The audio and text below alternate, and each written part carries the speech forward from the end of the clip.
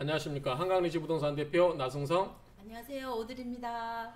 예, 오늘은 재개발 또는 재건축에 있어서 대체주택에 대한 비과세를 한번 살펴보도록 하겠습니다. 자, 한번 제가 보겠는데요.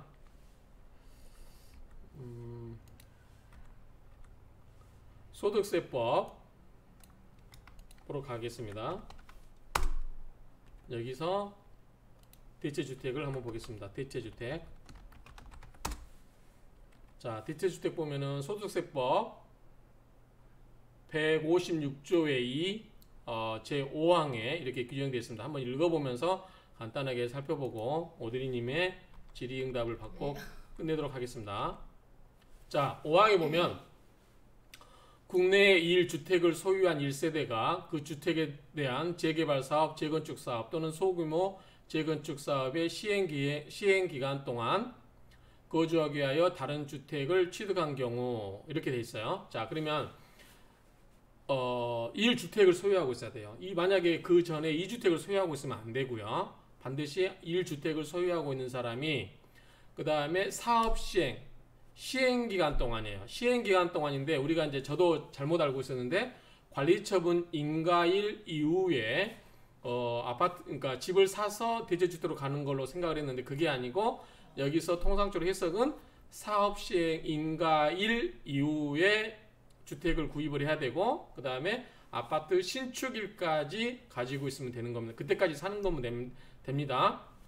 그런데 여기서 이제 관리처분 인가일도 아니고 사업시행 인가일 이전에 혹시 구입하신 분도 있어요. 제가 흑석 3구에 그때 3구역 상담해 주신 조합원 중에 한 분이 사업시행 인가일 이전에 구입을 하셨더라고요. 그래서 대체주택 요건을 갖추지 못해서 양도세를 내신 분이 있습니다. 그래서 흑석 3구의 그 조합원님이 상담하셔가지고 그때 이 내용을 확인해 드렸는데 어찌됐든 사업시행 인가일 이후에 아파트 신축일까지 주택을 구입을 하셔야 된다라고 하고 그 전에 2주택 있으면 안 됩니다. 그리고 이 요건을 갖추고 이사를 해서 다음 요건을 모두 갖춰야 돼요. 동시에 하나만 갖추면 안 되고요. 자, 그러면 이런 경우는 154조 제1항 적용하는데 뭐냐면 1세대 1주택이기 때문에 양도세 비과세를 해준다라고 하는 겁니다.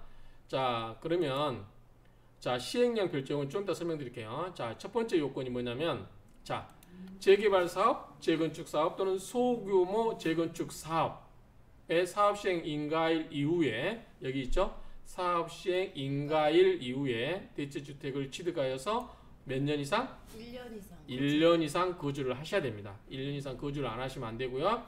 사업시행 인가일 이후에 대체주택을 취득해서 1년 이상 거주를 해야 된다라고 하는 거고요. 두 번째는 재개발 사업이라든가 재건축 사업 이런 소규모 재건축 사업 관리처분 계획 등에 따라서 취득하는 주택이 자, 주택이 완성된 후 거 뭐냐면 아파트가 지어진 후 그 말이에요.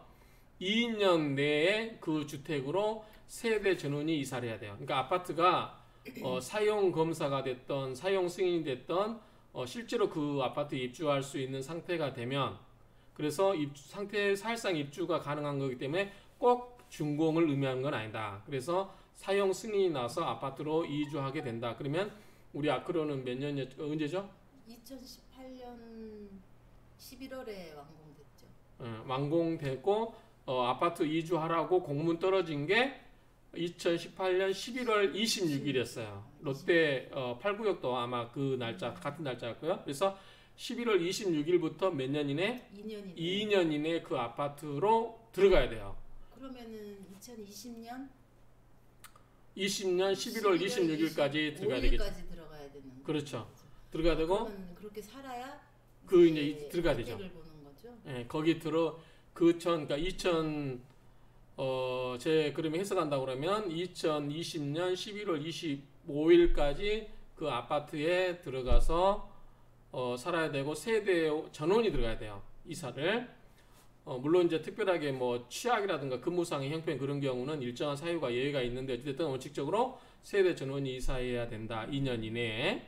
그리고 거기 들어가서 1년 이내에 1년 이상 계속 거주를 해야 돼요. 이사 들어갔다 나와버리면 안 되고 1년 이상 거주를 해야 된다. 아파트에 그래야 그렇죠. 거죠? 예. 자, 이해하셨죠? 네. 그다음에 그다음에 그 대체주택으로 취득한 주택은 주택이 완성되기 전 2년 전에 팔거나, 그러니까 완성되기 전 2년 전 또는 완성되고 나서 2년 이내에 팔면 돼요. 2년 전, 2년 후? 예, 그러니까 주택은 반드시 입주하고 나서 팔아라는 건 아니고 입주하기 전이라도 2년 이내에, 그러니까 아크로를 예를 들면 2018년 11월 26일 때문에 2016년 11월 26일 이후에 27일부터 팔면 되겠죠? 팔았거나 그 다음에 2018년 11월 26일이니까 2020년 11월 25일 입주하고 나서 그 2년 내에, 그러니까 2018년 11월 26일 2년 전, 2년 후 이때 팔면 되는 거예요. 그럼 그 사이에는 팔면 안 돼. 그 사이 팔면 되는 건데 그 사이라고 하는 것은 언제 말하는 거야? 완성되기 전하고 완성된 후 사이. 그러니까 2년 전에 팔면 된다니까요. 2년 전. 2018년 11월 26일 2년 전에 팔거나 2018년 11월 26일 이후에 2년 내에 팔면 되는 거죠. 그 준공인가 사용 승인 그 입주할 수 있는 기간 내에 2년 전 또는 입주하고 나서 2년 후 그 기간 내에 대주택을 팔면 되는 거예요. 총 4년 안에요? 그러니까 4년 범위 내에서 팔면 되는 거죠. 그렇죠. 그래서 완성일은 여기서 사용 승인일 또는 사용 검사일 또는 사용 승인 또는 사용 검사 전에 임시 사용 승인을 얻은 경우, 우리가 지금 아크로가 준공은 최근에 났어요. 2019년 12월 달에 났나요? 최근에 났는데 입주는 2018년 11월 26일에 했단 말이에요. 그러니까 임시 사용 승인을 얻은 경우는 사실상 사용 또는 임시 사용 승인을 얻은 날 중에 빠른 날. 그래서 등기가 등기 날이라든가 준공일은 아니다. 등기는 안 났죠 아직? 그렇죠. 이제 네. 하려고 하는 중이잖아요. 자, 종합적으로 정리하면 이래요. 네. 자, 대체주택을 취득하는데 사용 승인 이후 사용 승인일 이후에 사야 된다. 그리고 반드시 1주택이 된다. 사용 승인일 이후요? 아니 사업 시행 인가일 이전. 예. 아니, 사업 시행 인가일 이후에 사서 1년 이상 거주하고 그다음에 입주하기 전 실질적으로 입주할 수 있는 상태에 그 전에 2년 전에 팔아도 되고 2년 범위 내에서 팔아도 되고 2년 내에 입주하고 나서 2년 내에 팔아도 된다. 그리고 입주는 언제? 2년 내에 입주를 해야 된다. 그리고 몇 년 이상 거주를 해야 된다? 1년 이상 거주하면 된다. 그러면 어떻게 되는 거예요? 자, 입주하기 전에 1년 전에 팔았어요. 그러면 양도세 비과세 혜택을 받으려면 세무서에다가 나는 이래서 입주를 해서 1년 이상 거주하겠다라는 계획서를 제출해야 돼요. 그런데 그러면 비과세 혜택을 받았다가 나중에 그러면 구세청에서 지켜보겠죠. 이 사람이 실제 그렇게 했나 안 했나. 그게 서류가 이 서류래요. 시행령 별지라고 아까 별지 시행령 별지 요게 서식이 뭐냐면 내가 그 전에 집을 먼저 대대주택을 팔아가지고 내가 이사를 해서 이렇게 가서 실제로 2년 이상 2년 내에 이주를 해서 그 다음에 거기서 1년 이상 거주할 거다라고 그 작성을 해서 제출하는 거래. 그러면 양도세를 부과하지 않고 있다가 나중에 그 기간이 지난 다음에 확인을 해서 그 양식을 제출하는 거고 나중에 실제로 지키지 못하면 이제 양도세를 부과하는 거죠. 네. 자, 간단하죠? 네, 간단하네요. 근데 왜 복잡하게 생각했었지? 근데 이제 뭐가 있냐면 이거를 이제 보면은 세무사를 또 좀 헷갈려하는 부분이 이거를 이주하고 나서 팔아야 되는지 이주하기 전에도 팔아도 되는지 물어보면 잘 모르시더라고. 네. 왜냐면 이제 케이스를 안 다루다 보면 헷갈릴 수가 있어요. 그렇죠. 워낙 복잡하니까. 그러니까 어쨌든 그 전에 팔아도 되고 이주하고 나서 팔아도 되고 어쨌든 2년 내에 팔아야 돼요. 앞뒤로 2년이라고. 네. 그러니까 2년 내 요건이 갖춰지는 게 뭐냐면 2년 내에 이주해야 되고 2년 내에 팔아야 돼요. 그러고 나서 신고를 하고 입주하고 나서 1년 이상 거주하게 되면 그 주택에 대해서는 비과세 낸다. 그러면 9억 넘는 부분은 세금 내야 안 내요? 9억 넘는 거요? 세금을 내야죠. 내야 되죠. 9억 초과 부분에 대해서는 세금 내는데, 그러니까 1세대 1주택으로 보는데 고가주택인 9억 넘는 부분에 대해서는 세금 내는데 제가 한번 돌려봤거든요. 시뮬레이션 돌려보니까 크게 안 내요. 예컨대 1가구 2주택이라고 하면은 예컨대 양도차액이 뭐 5억이다 그러면은 거의 한 2억 5천을 내야 돼요. 그렇죠? 그런데 이런 경우는 뭐 예컨대 세금이 거의 한 2천만 원 이내로 내게 돼 있더라고요. 그러니까 양도세에 대한 혜택이 커요.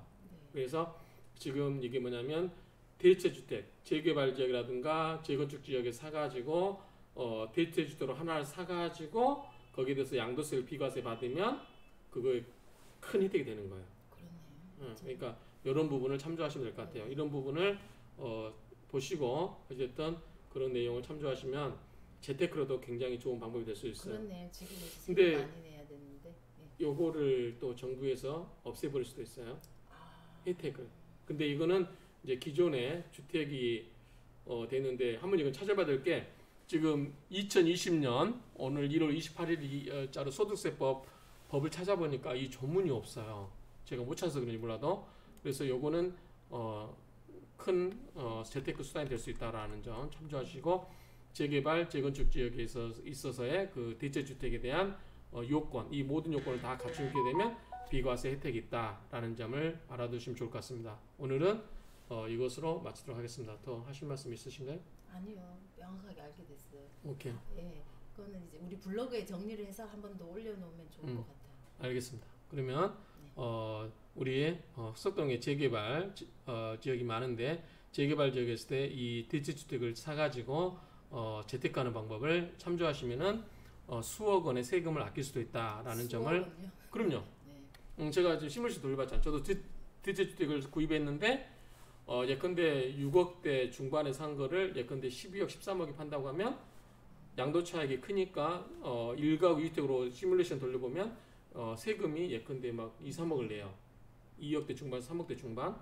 그런데 그거를 1가구 2주택으로 하게 되면은 시뮬레이션 돌려보면 4년 보유해서 이렇게 돌려보면 세금이 2천만 원이 안 되는 것 같아요. 네. 그러니까 이제 재개발이나 이런 거 하시는 분들은 잘 체크해놨다가 재테크를 하시면 좋을 그렇죠. 것 같아요. 예컨대 6억에 사서 12억에 양도만 한다 해도 6억의 양도 차익이 생기는 거 같잖아요.